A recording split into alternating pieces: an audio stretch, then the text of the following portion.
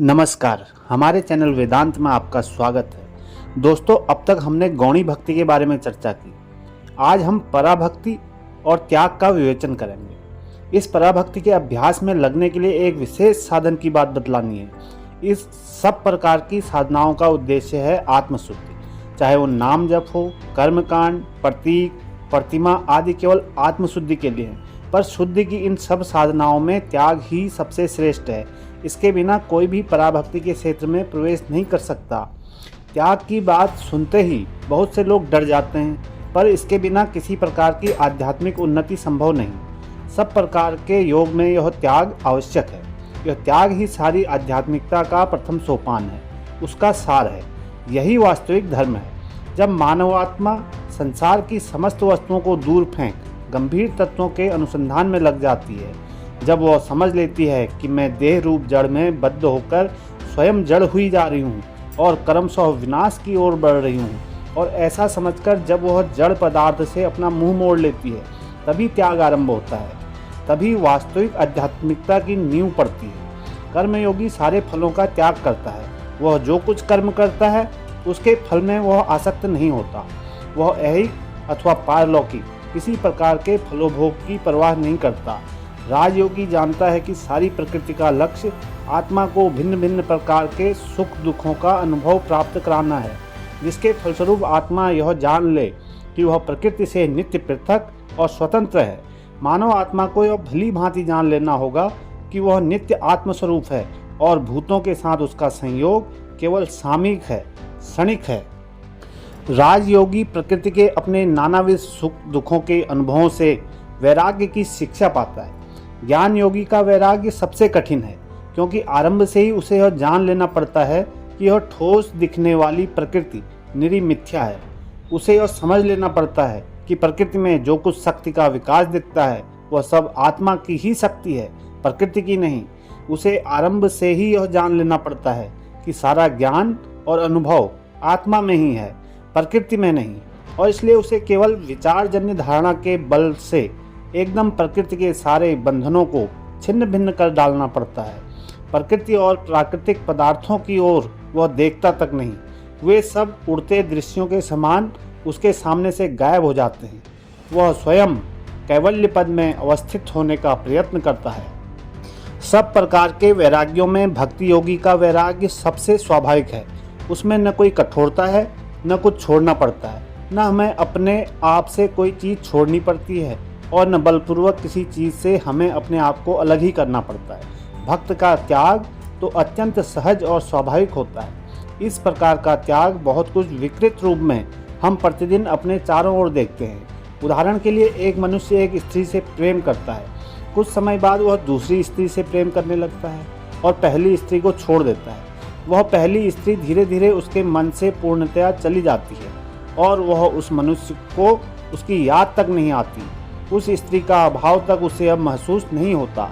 एक स्त्री एक मनुष्य से प्रेम करती है। कुछ दिनों बाद वह दूसरे मनुष्य से प्रेम करने लगती है और पहला आदमी उसके मन से सहज ही उतर जाता है।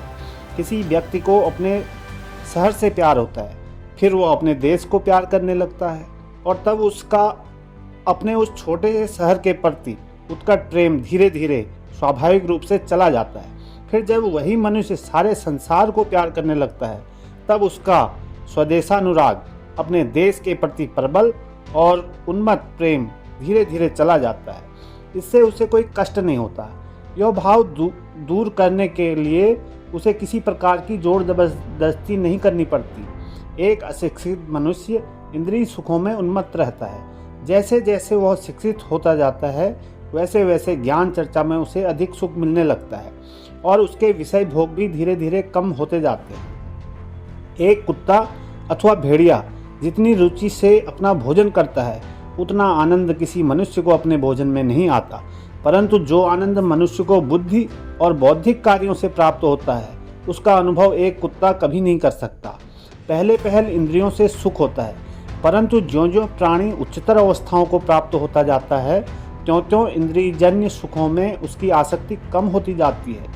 मानव समाज में भी देखा जाता है कि मनुष्य की प्रवृत्ति जितनी पशुवत होती है, वह उतनी ही तीव्रता से इंद्रियों में सुख का अनुभव करता है।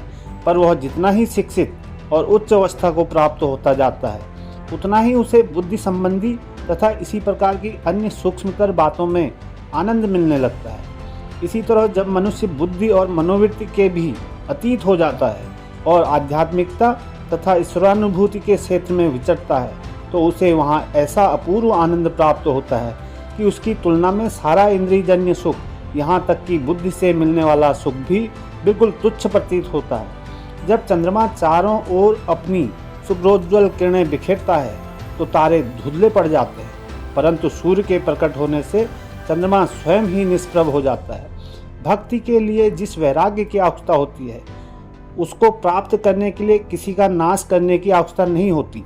वह वैराग्य तो स्वभावतः ही आ जाता है। जैसे बढ़ते हुए तेज प्रकाश के सामने मंद प्रकाश धीरे धीरे स्वयं धुंधला होता जाता है और अंत में बिल्कुल विलीन हो जाता है, उसी प्रकार इंद्रियजन्य तथा बुद्धिजन्य सुख ईश्वर प्रेम के समक्ष आप ही आप धीरे धीरे धुंधले होकर अंत में निष्प्रभ हो जाते हैं। यही ईश्वर प्रेम क्रमशः बढ़ते हुए एक ऐसा रूप धारण कर लेता है जिसे पराभक्ति कहते हैं। तब तो इस प्रेमिक पुरुष के लिए अनुष्ठान की और आवश्यकता नहीं रह जाती, शास्त्रों का कोई प्रयोजन नहीं रह जाता। प्रतिमा, मंदिर, गिरजे, विभिन्न धर्म संप्रदाय, देश या राष्ट्र, ये सब छोटे छोटे सीमित भाव और बंधन अपने आप ही चले जाते हैं।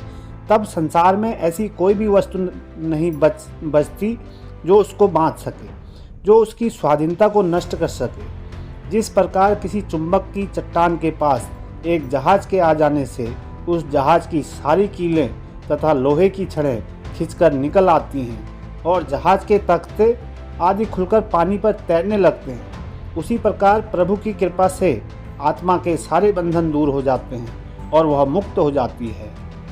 भक्ति लाभ के उपाय स्वरूप इस वैराग्य साधन में न तो किसी प्रकार की कठोरता है, न शुष्कता और न किसी प्रकार की जबरदस्ती ही। भक्त को अपने किसी भी भाव का दमन नहीं करना पड़ता, परंतु वह तो सब भावों को प्रबल करके भगवान की ओर लगा देता है। दोस्तों, आज के लिए इतना ही। मिलते हैं एक नए विषय के साथ। धन्यवाद।